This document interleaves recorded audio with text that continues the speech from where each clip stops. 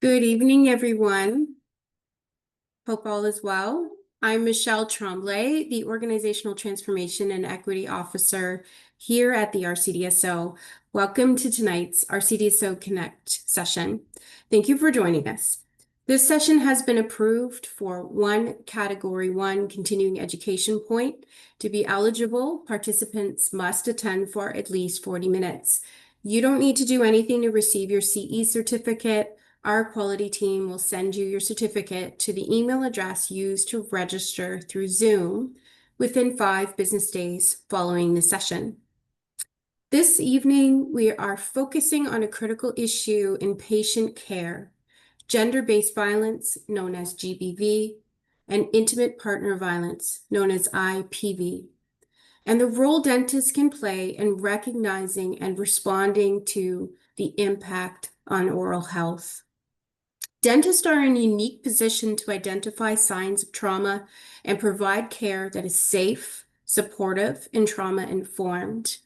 This session will explore how GBV and IPV affect access to care, patient trust, and the delivery of oral health services. By the end of the session, you'll be able to describe the concepts of trauma and trauma-informed care, understand key characteristics of GBV and IPV, prevalence and the effects on oral health, recognize the complexity of access issues, barriers, disclosure, and how these impacts care seeking, and discuss the role and responsibilities of dental professionals in the context of GBV and IPV.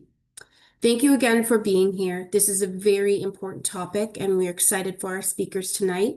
We look forward to a meaningful and thought-provoking conversation.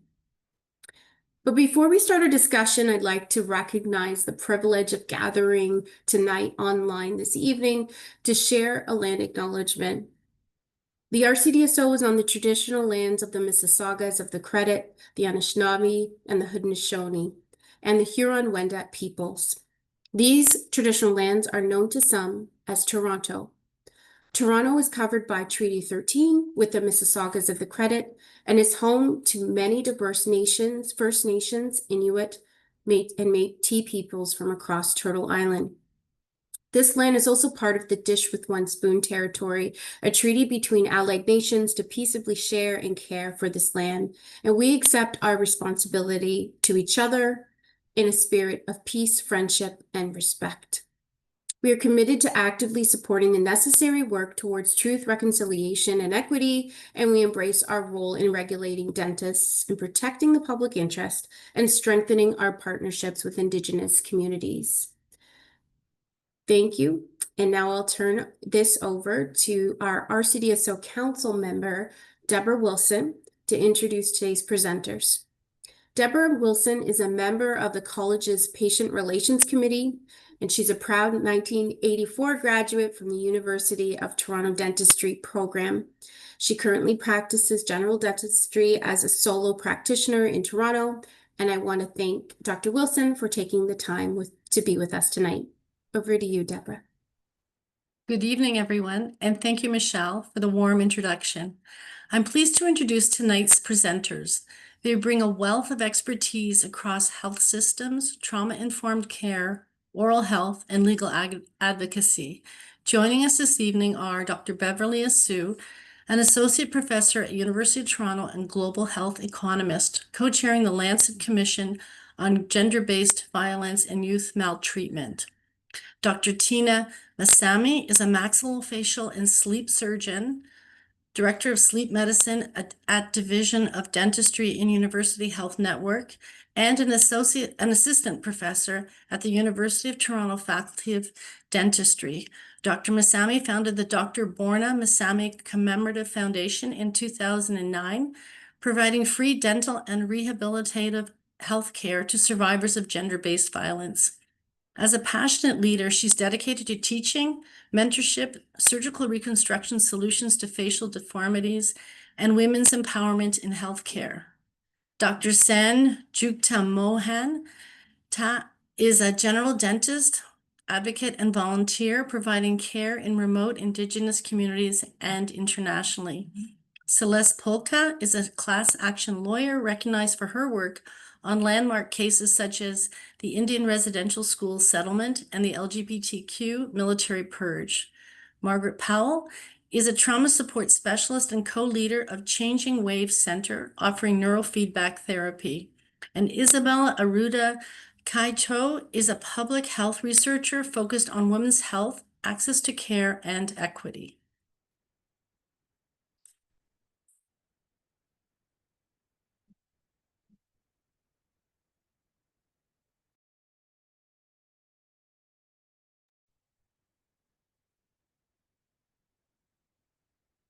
Thank you for that introduction, Deborah. My name is Celeste Poltak, and I'm going to help assist moderate our panel of speakers this evening. And before we get into the panel and others address the impacts of oral health or access to healthcare in the context of gender-based violence or IPV, I would like to provide an overarching picture and a brief reality of violence against women in Canada today, to help frame the context of our discussion tonight. So some of the statistics I will go through, I hope, will inform your understanding of the prevalence of both GBV and IPV even today in 2025. And this really is a silent or quiet crime in the sense that there are usually no witnesses. Very often, nobody else observes the violence, which can take many shapes and forms. And very, very often, the victim does not tell anybody because of the shame and stigma associated with it. So GBD and IPV are really one of our most persistent and complex societal problems. The causes are, of course, varied, and the aftermath traverses public health, the legal system, equity considerations, and the like. And because it is so inherently complex, it requires a whole of society approach and an interdisciplinary response to both prevent and treat. So, despite decades long public awareness and education campaigns in Canada and indeed globally, accompanied by great improvements in the law and sentencing and the availability of resources for victims, the unfortunate reality is that the World Health Organization has identified IPV as a major global public health concern. It affects millions of people around the world and, of course, results in both immediate and long-lasting health, social, and economic consequences. Even in Canada today, provincial legislatures across the country are introducing bills to name this as an epidemic. So what does it really mean? It takes many forms: emotional, psychological, economic, sexual violence, of course. The impacts are physical, emotional, psychological, which are perhaps the most profound. The mental health consequences, depression, anxiety, PTSD, the experiences of shame, stress, and fear. And of course, there are economic costs to victims as well in terms of lack of access to finances, missed wages, and costs for legal support. And despite these severe impacts, most cases are not reported. The statistics show that around 80% of people who have experienced this violence do not report it to the police. Some of the reasons are because they fear retribution, there's stigma and shame, they fear court intervention. And if you look at even some of the self-reported statistics, 44% of women and girls who have ever been in an intimate partner relationship have reported experiencing some kind of abuse in the context of that relationship. Of course, women are about 4 times more likely than men to experience this kind of violence. Between 2018 and 2023, a time which included the pandemic and heightened the incidence of abuse, overall rates of violence in intimate partner relationships rose by 17%. Staggeringly, statistics from last year showed that almost 200 women and girls were killed in Canada, primarily by men. So that's a very quick kind of overview to frame the very serious issue we're talking about this evening. Despite all the strides we have made, and we have made a lot, this does remain an epidemic in our society, and it's a profound and pervasive reality for far too many women in Canada. And with that, I will turn it over to Dr. Essue. Good evening, everyone. My name is Beverley Essue, and I'm an associate professor and Canada Research Chair in Economics for Global Health Systems Equity at the University of Toronto. I should clarify, I'm not co-chairing the Lancet Commission. I am co-chairing the Scientific Advisory Committee and leading the economics work for that commission. It's a real pleasure to have the opportunity to join you today. I come to this discussion not as a clinician, but as a health systems researcher and health economist who studies how our systems, including oral health care, can become more responsive to the realities of people's lives. As Celeste has very nicely laid out the context for, we understand that gender-based violence and intimate partner violence in particular is one of those realities. It is, in fact, a public health emergency defined as an epidemic in many of the municipalities across Canada. We know that globally it affects 1 in 3 women will experience reporting physical or sexual violence in their lifetime. And here in Canada, 1 in 4 women report having experienced intimate partner violence in a past relationship. And the consequences for health and for oral health in particular are profound. Violence, often physical violence, often targets the head, the neck, and the face, as we'll hear more about in later presentations, which results in injuries that fall squarely within dental care. But the impacts go much farther than that. Violence affects mental health, it affects confidence and self-care. And these psychological consequences influence greatly whether women maintain oral hygiene, whether they feel comfortable seeking care, or even whether they trust a provider enough to complete the treatment. Next slide, please. So dentists are often on the front lines of violence without realizing it. What we mean by that is that through regular contact and long-term relationships, next slide. You may notice subtle signs, changes in behavior, unexplained injuries, or dental neglect. This proximity brings both responsibility and opportunity. So with proper training, we argue dental teams can help identify violence early, they can respond safely, they can connect patients and support. It's a critical link in this all of society response to violence that is advocated for. So from a system perspective, integrating this awareness into education and practice is essential to building oral health systems that are equitable, compassionate, and importantly, survivor-centered. Next slide, please. From our previous research, we know that women who experience intimate partner violence face substantial barriers to getting the care they need. Many report feeling judged, misunderstood, or re-traumatized in dental settings. Fear, shame, and the embodied memories of trauma can make dental treatment, particularly invasive or close contact procedures, deeply triggering for women. And these challenges are not about individual dentists. This is not about calling out individual practice and behavior. It's more a function of how our systems have been designed, and often without awareness of how trauma shapes care-seeking behavior. And so recognizing this gap is quite a critical first step to creating change. Next slide, please. So to better understand how these barriers manifest and to begin to address them, we were really fortunate, my research team, to partner with the Dr. Borna Meisami Commemorative Foundation's Restoring Smiles program, which is led by Dr. Tina Meisami, who we'll hear from in a minute. Together, we aim to address a key service development priority: how to improve access to dental care, in particular for racialized women who experience IPV, recognizing that they disproportionately face barriers to accessing services even when they are available and available without cost. And so we use qualitative methods. We interviewed 14 women, engaged dental providers, as well as shelter workers and a range of community partners. We then invited women back to self-reflect through arts-based methods on their perceptions of identity, of healing, and access to care.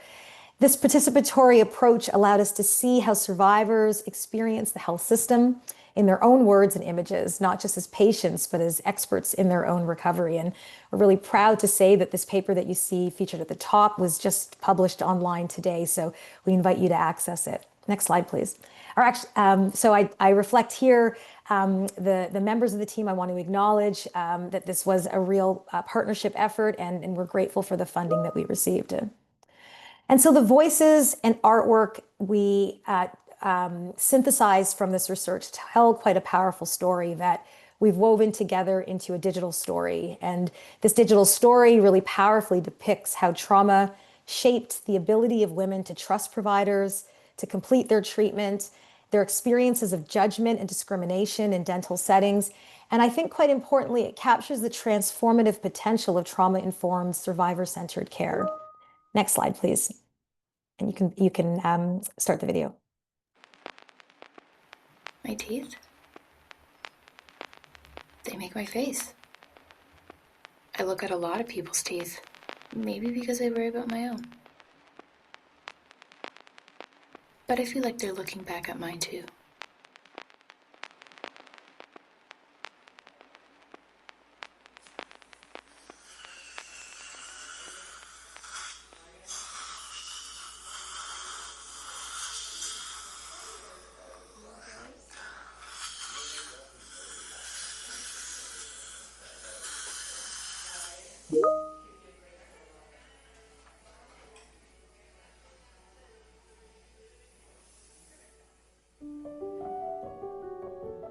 You become a dentist or a doctor to help, not to cause more problems. Dentists, they treat you differently, talk to you differently, assess you differently. So, yeah, I didn't want to go back. I felt little. I felt poor. Like I was asking them to do something for me that I didn't deserve because I wasn't paying them. I didn't feel like I was treated like a human being. I felt like I'm less than them when I sit in that chair. They make me feel really stupid, like it was my fault or I'm over-exaggerating. No one really, took the time to be empathetic. I just remember getting looked up and down the whole time. You can feel when somebody doesn't like you or feel something about you. It didn't feel good to be there, but I knew I needed the treatment. The color of my skin has been one of the biggest barriers because they just think like you're stronger. I guess your body is more resilient to pain. They're wrong. They thought I was the abuser. Kept asking me what I did, and I'm like, what I did? I was in a really dark space. I was here, but I wasn't present. My teeth were the last thing on my mind. When it happened, it broke my teeth completely, and I only had money for one filling. They told me $3,600, and the government doesn't cover it. I said, oh my God, it's expensive. I can't do it. Repairing my teeth or buying groceries for my kids, clothes. What was I gonna do? I won't go for certain job interviews and stuff because I don't feel confident enough. I don't feel comfortable with my smile at all. Your ability to communicate with people, your confidence to get the job, or just being a group meeting. I don't want to speak. There's just so much that starts from the mouth. And if it's not addressed, well, then it just multiplies into everything else. Ever since I got the surgery, my tooth doesn't hurt. My abscess is gone. My gums look healthier. I'm happier. Just having my smile back has restored my confidence and made me feel like I need to take my entire health back. I hope in the future that dental care would be more accessible to the people who need it, regardless of circumstances. And just being kind because, you don't know what people have gone through to get here. And we deserve help. So, our findings reveal 3 key insights for advancing equity and safety in oral health care. First, that trauma shapes access and experience in very particular ways. Fear, shame, and mistrust rooted in trauma often prevent survivors from seeking or completing dental care. Second, training and support are critical, which brings us to the opportunity we have in front of you today. Many providers lack the tools to recognize or respond to IPV, and so embedding trauma-informed and culturally safe care into dental education and practice is essential. And third, systemic inequities deepen barriers. Racialized and immigrant women can face compounded challenges, racism, discrimination, and financial strain. and they require structural reform, not just individual awareness. So in closing, gender-based violence is not an issue at the margins of oral care. It's central to understanding who accesses care, under what conditions, and with what outcomes. Advancing IPV within dental settings is not about expanding the dentist's role, but about integrating awareness of the social and structural determinants of oral health into the evidence base, the training, and the support systems that enable compassionate, safe, and effective care. Thank you. Over to you, Tina. Thank you. Thank you so much, Beverly. Thanks to RCDSO for having us here tonight for this absolutely important conversation. I would like to share with you our 16-year experience providing oral health care for survivors of gender-based violence, to understand the impact of trauma on oral health and how to build safe, empowering treatment environments for our patients. Next slide, please.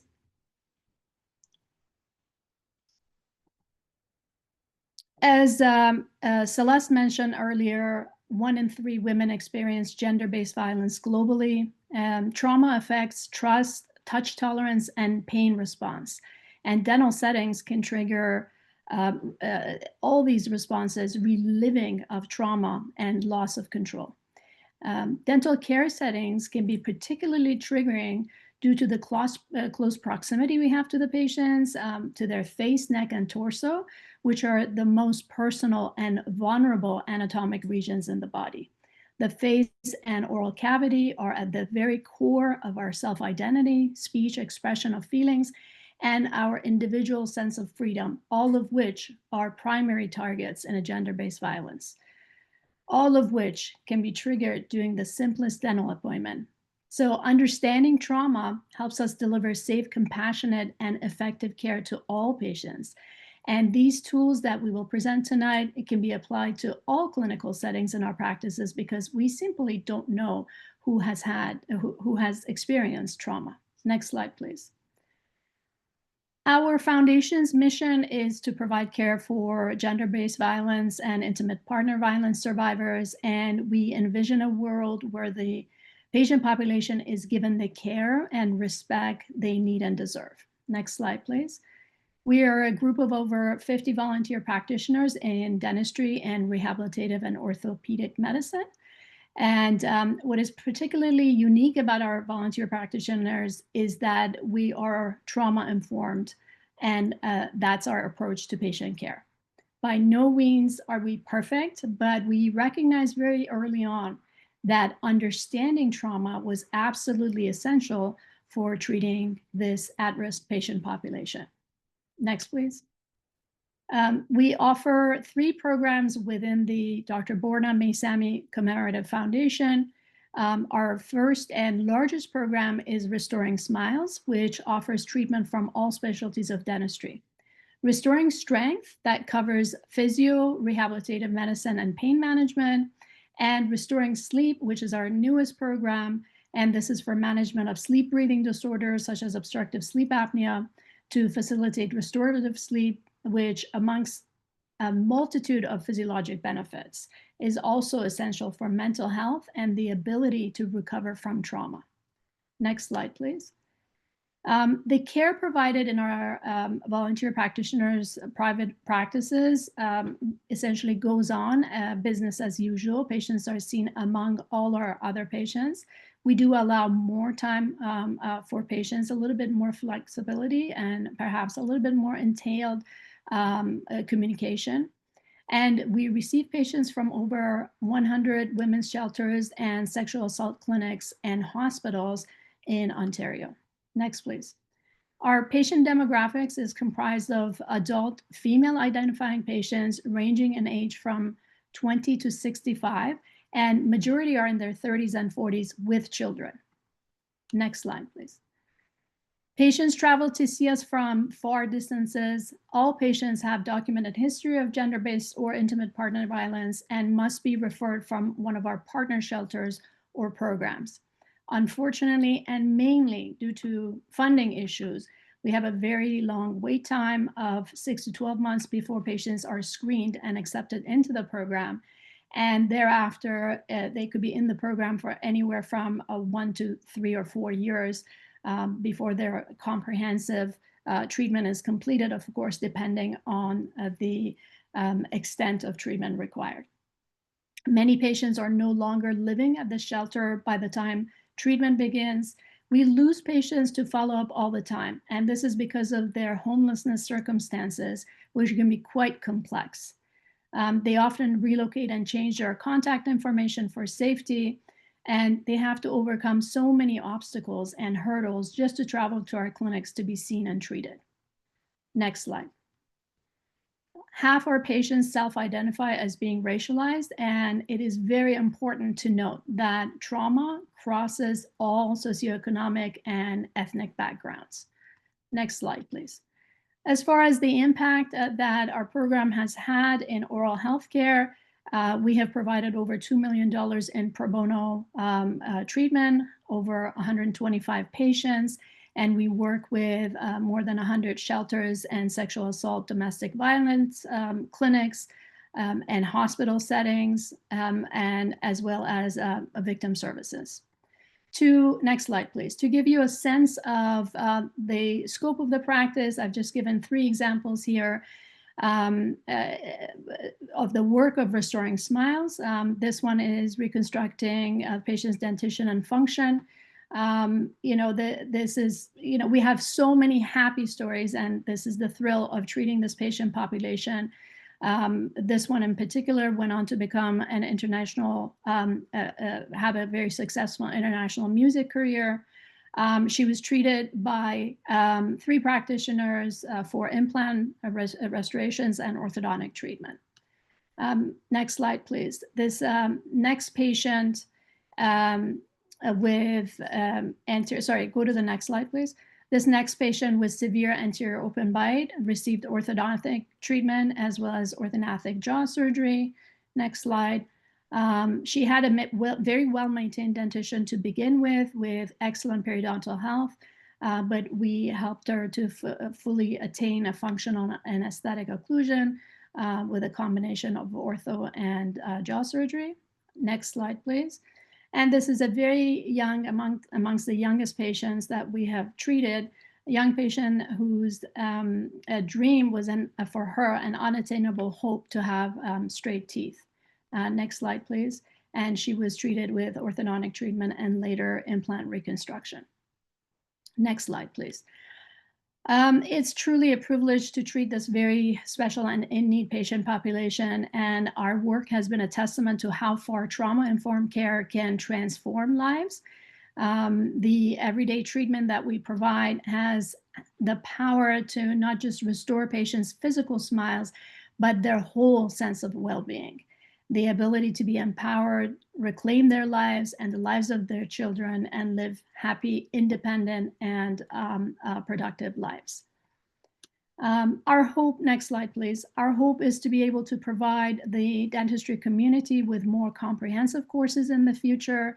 And I hope that you will join us, as I think these can be some great tools for our mutual practices. And in closing, I wanted to reiterate the pillars of trauma-informed oral healthcare that I'll summarize here, as has been our experience in the past 16 years. I would like to emphasize the need to embed trauma education into the dental curricula. Recognizing behavioral cues helps us respond with empathy, not frustration. Access to care is a social justice issue. Survivors often face financial hardship and instability. This can be transient, not permanent, and cost should never be the determinant of who receives compassionate treatment. Furthermore, non-judgmental communication fosters safety. We must always explain what we're doing and invite consent at every stage. And many survivors communicate discomfort non-verbally. Learning psychology, learning to read body language and to respond gently is vital. And it's important for the whole clinic culture to support trauma-informed principles. Ourselves, our colleagues in dentistry, as well as our support team members. to implement safety, choice, trust, and collaboration, but most importantly, empowerment for our patients. And finally, trauma-informed dentistry is both an art and advocacy. And I would like to emphasize that healing begins when patients feel safe in our care. Next slide, please. Thank you so much for your attention. And I would like to turn the floor to Margaret Powell, one of our board members with over 40 years of experience in treating trauma survivors.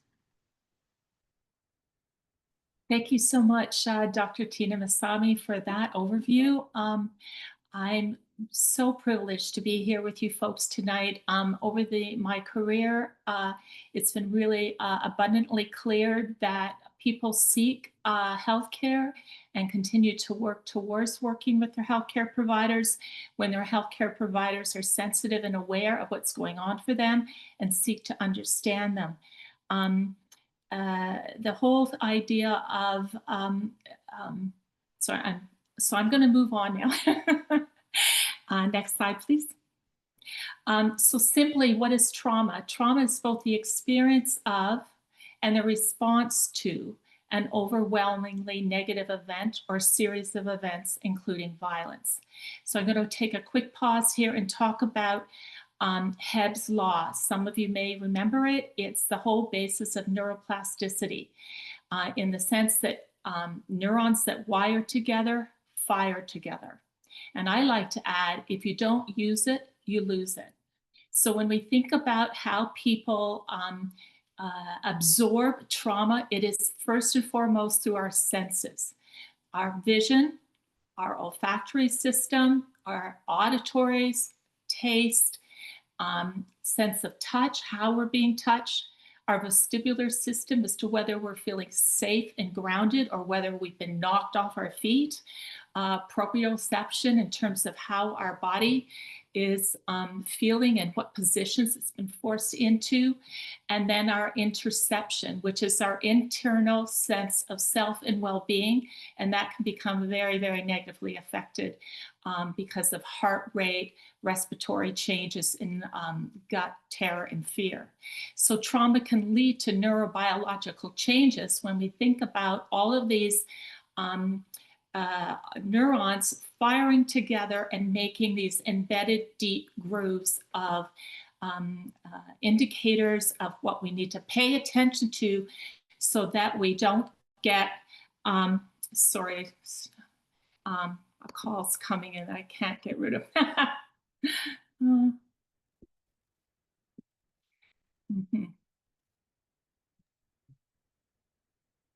We can hear you, Margaret. It looks great. There. Okay, thank you. I need to get back to the slide now. There we go. Okay, if I can have the slide back up for me. I'm really sorry, folks.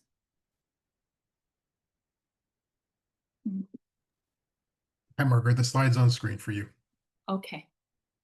It's just dark. It's not showing the slides. We can see it, so you can just continue speaking. Sorry. Oh my gosh, I'm really sorry, folks. That's okay. We're at the slide titled "What is Trauma?" So if you want to continue and just cue me through your notes, I can continue. Yeah, I can't. I'm just getting the RCDS communications on there, not the actual slide. All right, Margaret, I'm going to take down the slides and bring them back up to see if that fixes your issue. Okay, all right. 1 second. So while that's happening, folks, I want you to consider that when somebody is exposed to trauma, their entire nervous system is affected, as I described. And so when they're going into the dentist, oh, got it back. Thank you so much. So when we're looking at all of this, we're thinking about triggers. So a present event can trigger a past trauma. For example, right now I have a client who was sexually abused as an 8-9-year-old during the World Series by her step-grandfather. Currently, she's just gotten herself out of treatment, but because the World Series is on, she's thrown back into what happened when the Blue Jays were last in the World Series, and she's now relapsed. So that's an example of a present event triggering from a past trauma. So she feels very unsafe. Neurobiological changes that we talked about that's caused by trauma can be, for example, when someone's having difficulty breathing, it can trigger back to when they were being suffocated or strangled. So when you think about being in the dentist chair and perhaps having various objects around the neck and the face, it can set up a whole chain reaction in the body. And of course, there's all of the commands, touches, sounds, and smells that come up as well. So these are triggers. As Tina was mentioning, being able to notice the signs of trauma. And your clients do not come in and say, hey, I'm a trauma survivor. They come in and their brain stems and their limbic systems start to react, and they go into fight or flight. So then there will be shifting from frontal cortex ability to think and problem solve as I'm trying to regain my own and getting into a state of confusion and difficulty. With being able to understand things. So as you're trying to explain your dental treatment plan to them, they might be clearly checked out. They're going into shock, which can be like a vagal collapse. When people go into fight or flight, there's anger or irritability when they're feeling threatened, difficulty regulating mood, fear and anxiety. And then, of course, this whole thing of feeling withdrawn and disconnected from people in everyday life is a real issue when trying to engage with their treatment team. Next slide, please. So we have PTSD, which is can be found in the DSM-5. Most significantly with that is the harm that's perpetuated by people that we know and care about us will be the most devastating. We also have battered women syndrome. And in this, I would like to emphasize number A, which is that battering is an as-if occurrence. And that's when people are in severe flashback as if they're right back in it. And so if you have a client that's shifted into that by virtue of some treatment that's happening, it'll be about figuring how to get them back into the room by having them look around, and you give them time, place, and person. You have them pay attention to pictures or whatever and get them back in the here and now. One of the things under C is this hyperarousal, so being really anxious and a lot of difficulty regulating, and hypervigilance, even having the dental assistant being sort of behind them could really terrify them, like who's that behind me? Disrupted interpersonal relationships. Many people have described that they feel like there's a barrier between themselves and other people, so not feeling like they can connect and express what they're needing. Somatic concerns, of course, involved if they start to have various physiological reactions and loss of control and not being able to control themselves. Next slide, please. So this is a really important slide. We have here controls that do not have PTSD and then people that do have PTSD. And what you're seeing here is the default mode network in the frontal cortex in the controls. And that's where you have a sense of yourself and you can imagine yourself and think about what you would like for yourself in the future. And the frontal lobes start to imagine and plan that. And then unfortunately for people with the PTSD, they can't even really have a sense of who and what they are, nonetheless imagine what they're doing. So you can see how that would translate into it being very difficult for them to be able to have motivation and capacity to continue with their recovery. It's very difficult for them. If we look at patterns of stress activation, obviously what we're going for is for people who've been in such horrible situations to have their environment to be predictable, moderate, and controllable so they can tolerate going through the process. When they've been in such chaotic, painful, scary, unpredictable, extremely chaotic, violent, and prolonged. And so they're much more sensitized and vulnerable. Can we go to the next slide, please? What happened to you is a really helpful way to be curious and think about what's going on with the patient if they're struggling, rather than thinking what's wrong with you. Lots of healthcare professionals have said to me, I don't have time to deal with trauma states. And then the next question is, how do I continue to provide care when someone is trauma triggered? So if we can have the next slide, please. So it's actually pretty basic. Please just work on minimizing harm. You don't have to treat the trauma.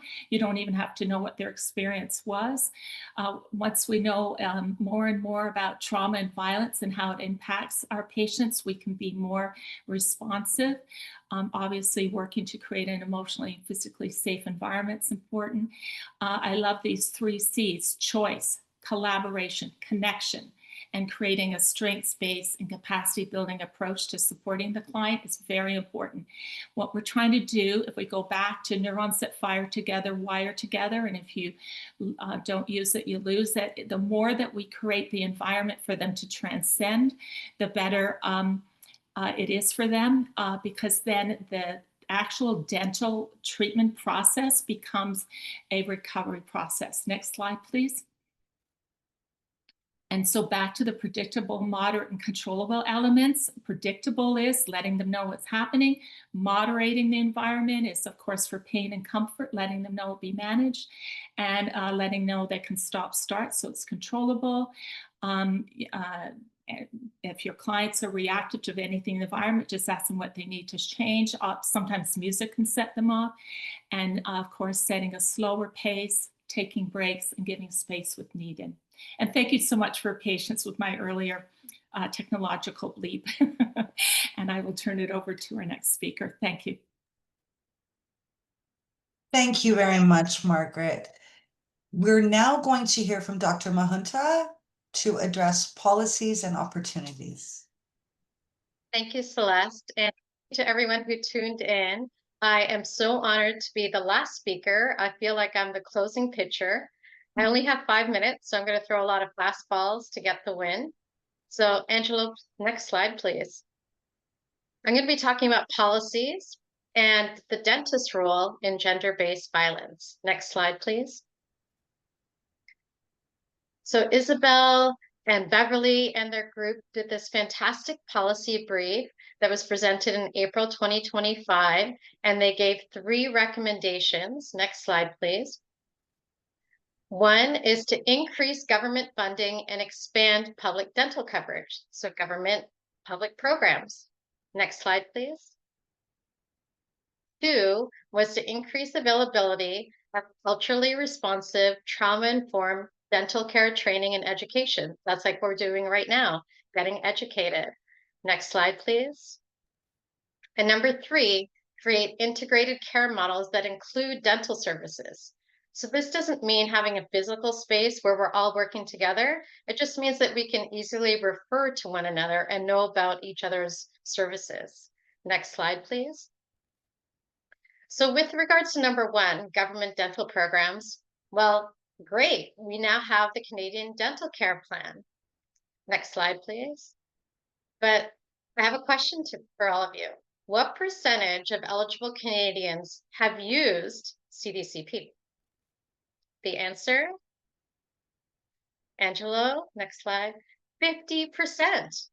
Next slide, please. So this article came out about 3 weeks ago that said that 5 million Canadians are now covered, but nearly half haven't been to a dentist. Now, when I read that article even further, I looked at, well, what percentage of adults have used the plan? Next slide, please. So when you look at the 18 to 64-year-olds, guess what percentage have used CDCP who are eligible? Go ahead, Angelo. Yes, I was startled. Only 25%. So that means cost is not the only barrier to the Canadian Dental Care Plan. Next slide. Sorry, cost is not the only barrier to access to care. There are 5 A's to the access to care. So one is affordability. That is number 1. Cost is the number 1 reason why people don't go to the dentist. But there's also accessibility.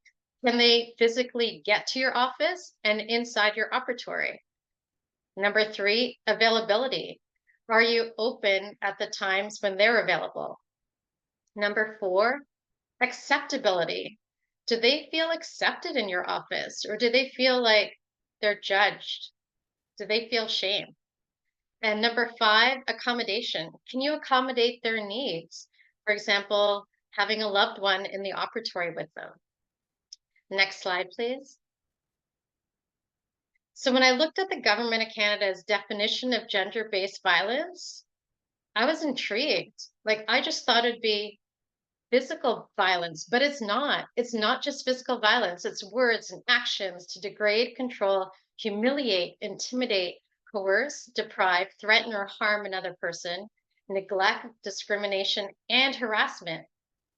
So that means many of us have experienced gender-based violence. Next slide, please. So what can we do? What can we do as dentists? Well, number 1, as you saw from the last definition from the Government of Canada, most of us have experienced trauma. So just assume everyone has. Number 2, create calm and safe spaces, which means turn off CP24 in your offices. Have a spa-like environment. For example, look at the pictures I used in my presentation. They're all calming, soothing pictures from nature that I took when I worked in the First Nation community of Winneman Lake. Number 3, give patients control. So it's not just about raise your hand if you need a break. It's also saying things like, hey, if we're doing 3 fillings, I'm going to do 1 filling, ask you if I have your permission to, if you feel comfortable, to go ahead and do the 2nd filling and the 3rd filling. Number 4, which I've been doing a lot recently after I've read about all this, is cue sensations. So whenever there's a change in sound, in light, in position, in touch or taste, I cue my patients. So if I'm going to turn on the TV, I'm going to tell them. If I'm going to move the chair, I'm going to tell them. If I'm going to do oral cancer screening, I'm going to say, I'm going to put my hands around your neck now. Next slide, please. Another one is to improve the 5 A's to the access to care, which I talked about. Another one is identify signs of gender-based violence. Another one is create office policies. So we're not just talking about the government creating policies. Think about the policies you can create in your own office. For example, we all have to have workplace harassment policies. Also, do gender-based violence training in your office. And share your knowledge on GBV, because at first I thought GBV and IPV were viruses, but it wasn't until I did this, all this research on it, that I knew it was much more than that. So I'm going to share an example from my friend who brought in someone to talk about gender-based violence in her office, and the unexpected happened. Her dental hygienist revealed that she was in an abusive relationship, and she took the resources that were offered to get out of that relationship, and now she's thriving. So not just helps her patients, but it also helps her staff. Next slide, please. So thank you very much for tuning in, and I have the pleasure of passing this on to Dr. Tina.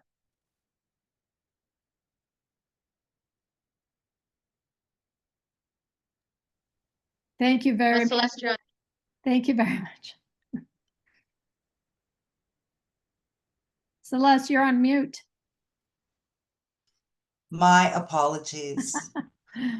Thank you, Dr. Mohanta. That was really interesting. And our last brief speaker will be Isabel to round things out tonight before our brief Q&A. Isabel? Thank you, Celeste. I'll actually take over. I wanted to thank the RCDSO team for their efforts in offering this important topic. And I especially would like to thank our team at Restoring Smiles and at the Dalla Lana School of Public Health, our administrators and our graduate students, especially Isabel Arruda-Caycho, who has been instrumental in gathering data and helping get the article that we're going to share with you published, and in disseminating the knowledge and all the wonderful work that Dr. Essue has been doing. I encourage all of you to visit these two websites that we have posted for you for more information. And we look forward to hopefully bring you more knowledge and information in this area in future more comprehensive courses. And with that, I think we are ready to start the question and answer session. Thank you, Dr. Meisami. I'm looking at some of the questions that have come in from the audience today. Thank you all for your very active participation. I'm going to start with one for you, Dr. Meisami, because I believe it pertains to the case studies that you addressed in your slides. And the question is, I'll read it out for everyone because not everyone can see it. I do not understand how any of those 3 cases are classified as GBV. They seem like regular cases to me. Right. That's a great question. Thank you for asking that. Actually, it's very important to discuss this. You know, as we briefly touched on, survivors of gender-based violence are not necessarily physically identifiable. They carry the history of trauma that can be triggered in a dental environment. And so when we talk about gender-based violence and trauma-informed training in our setting, we also in the beginning thought we were going to be seeing a lot of women that have visible wounds and bruises and cuts and what have you. And it's treating a lot of facial or dental trauma. But in fact, we don't actually see patients until much later in their survival and recovery process. So in the acute setting, typically patients are taken in by the police, that they're taken to victim services, and they're offered a series of social support programs. One of those being getting them into safe havens and into women's shelters. And then, you know, social services, therapy, and what have you. And then down the line comes dental treatment. So in the hospital settings and dental emergency settings, yes, we do see women with fractures, with fractured teeth, facial lacerations. Just last weekend, I had a patient who presented to the hospital, completely unrelated to the program, but with facial fractures. We do often see them. But really the focus of this talk is to recognize the fact that by and large, you will not be able to identify the physical presentation of trauma. But what we have to be aware of is how that sort of transforms into long-term anxiety and depression, inability to really get past that imminent trauma, you know, and danger, and to seek out for help.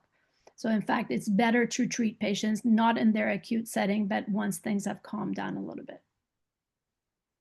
Thank you, Dr. Meisami. There was another very important question in the chat.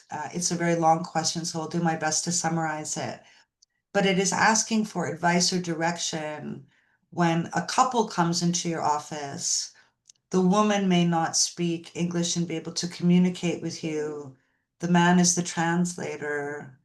She seems to be going along with the treatment plan, but you're really not sure because you can't get her consent verbally from her and speak with her. Does anyone on the panel have any advice about what to do in a situation like that? I see Margaret smiling. I think we're both smiling about the same thing. If I may, very quickly, I'll share a story that really shook me up for quite some time, and we had detailed discussions with Margaret about it. And this was a couple of years ago after extensive, you know, training and experience with treating the survivors of gender-based violence. But I was faced with a situation where a very young woman was accompanied by her so-called partner. And I went on a lot of, you know, physical cues of, sort of a withdrawn patient, completely intimidated, not being allowed to speak for herself. And what we did in that situation was that we used the excuse of needing to take a Panorex and removed the patient from the room where the partner was in. And the moment the woman went around the corner and she knew she wasn't in line of sight, she broke down. She actually fell to the ground, and she had been suffering very recent extensive trauma and human trafficking. And so, but then our team was faced with a very, very violent individual who came in and violently removed the patient and threatened us and removed her from the practice. So I say that because, first of all, I have to say how great the police service was in immediately connecting us to gender-based violence private line, and a female detective came in and took over the case. They went to the individual's house that night and ensured safety. Secondly, it was really disappointing that when I followed up with to see, because the partner complained about me, and there were many threats and emails and whatnot about me overstepping. And so when I contacted CDSBI, our protective insurance, they said not to get involved. They said it's outside of your jurisdiction. Do not get involved. Just go on your business. And so, that's one of the reasons we're here today, and one of the reasons that it is so important for RCDSO to be advocating for these topics to be covered. Thank you, Dr. Meisami. I think we have time for one last very brief question and answer. The time goes so quickly. Margaret, this is probably a question for you. Briefly, what barriers do dental professionals identify when they're beginning to implement a trauma-informed and client-centered approach with patients?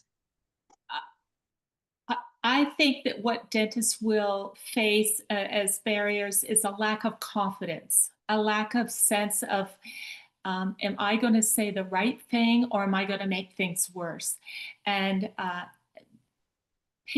people can always understand when you're coming from a place of caring and compassion and understanding. And so that is the most important thing to do, is to learn a lot about trauma and then stay connected with your own humanity when you're working with anybody, regardless of what you know about their backgrounds. Also, incredible self-awareness, because when we're uncomfortable, we can say and do things to try to lighten the mood, and that can be extremely off-putting. To sort of shift out of the professional role. By moving out of the professional role and into another persona, that would disarm somebody, because then you are changing the dynamic and expectations of the relationship, and the patient will feel unnerved and off balance, back to that vestibular. There's much more we can say, and we will be hoping to develop that further in a longer workshop. There is obviously so many layers and depth to this. Thank you. Thank you, Margaret. That's wonderful advice. Thank you all to the panelists. I'd like to turn things over now to Michelle Tremblay to end our evening session. Thank you, Celeste. And it's hard to switch gears from such an important topic and powerful topic. Thank you so much to all of our presenters for a great session. And to those of you joining us today, the learning does not stop here, and our team will be sharing lots of great content for you to continue the learning. We appreciate you taking the time out of your busy schedules and to share your expertise and insights with us. So thank you again to our speakers, and thank you to everyone who's joined us. Again, you don't need to do anything to receive your CE certificate for your Category 1 one point. We'll draw on the records that we have in Zoom and send certificates out within 5 business days. As always, if you have any questions, you can reach out to our staff at the college's practice advisory service. You can reach us by email at practiceadvisory@rcdso.org or by phone. And you can also follow the college's social media accounts to receive news, updates, and resources. Just some quick housekeeping reminders that the annual renewal period is now open, so you can log into your portal to renew your license for 2026, and the deadline is December 15th. And we also hope that you're going to join us for future RCDSO Connect sessions. We hope our wonderful panelists come back for another session with us. The next webinar is taking place on November 26th, so please mark the date. And the link to register for that session is in the chat. The focus of the next session will be on the transfer of the Professional Liability Program, PLP, to the new provider, Navicord. As an event, RSVP went out last week, so check your email, and I encourage you to join us and submit any questions related to PLP through the webinar's registration form. Lastly, I'd encourage you to provide feedback on our ongoing policy consultations, and you can find more information about that by visiting our website. And you'll see a reminder in your inbox tomorrow on our consultations. So that is the end of our time this evening. Again, thank you so much to our skilled and wonderful speakers on this topic. Thank you again to you for joining us, and enjoy the rest of your evening. Good night. Thank you.